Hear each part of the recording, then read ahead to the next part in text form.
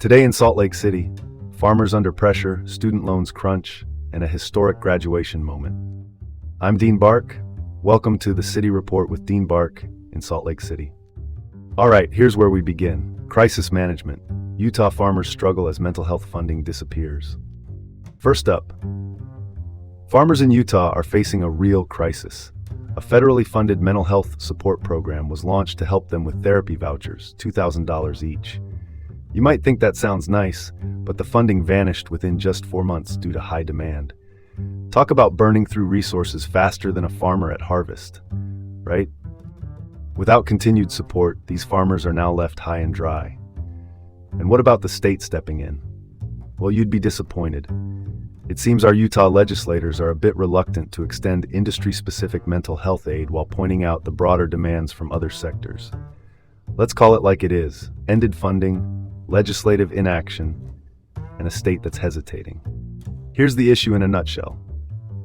Farming is already tough, with suicides tragically high, and pushing for better mental health support without hesitation should be a top priority, especially post-COVID, which emphasized mental health.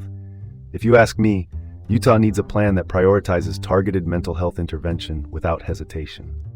Moving on, Utah, under pressure, 320,000 student loan borrowers brace for repayment crackdown.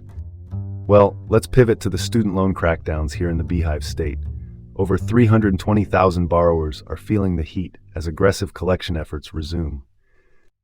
President Trump's administration says, "Pay up," though not quite in such informal words.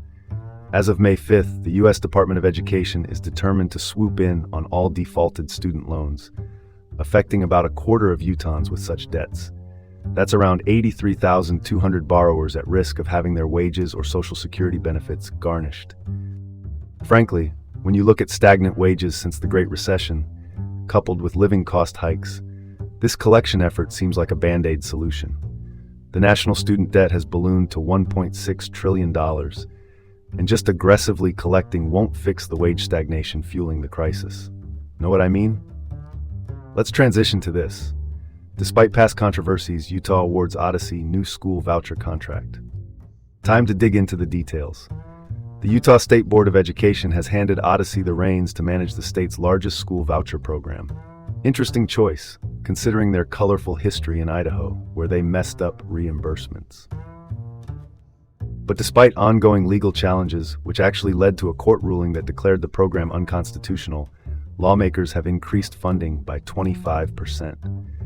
If you're wondering why we award contracts to controversial companies, you're not alone. It's oversight failure, if you ask me. Awarding contracts in legal limbo is, to put it mildly, innovative. All right, next topic: breaking cultural barriers. Tracy Yellowman Sayinitso's historic speech at University of Utah. Let's shine a spotlight on a victory worth celebrating. Tracy Yellowman Sayinitso just made history as the first Native American commencement speaker at the University of Utah. Her speech resonated with her incredible journey, from overcoming health issues to leveraging a Native scholarship. It's significant not just for her personal story, but given that Native American representation at the university is less than 0.5%. Adding her voice to the graduation stage is a powerful call for more diverse acknowledgement.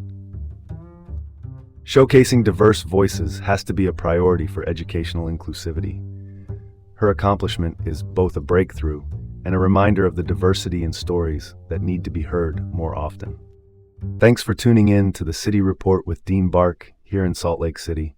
Have a great day and see you tomorrow.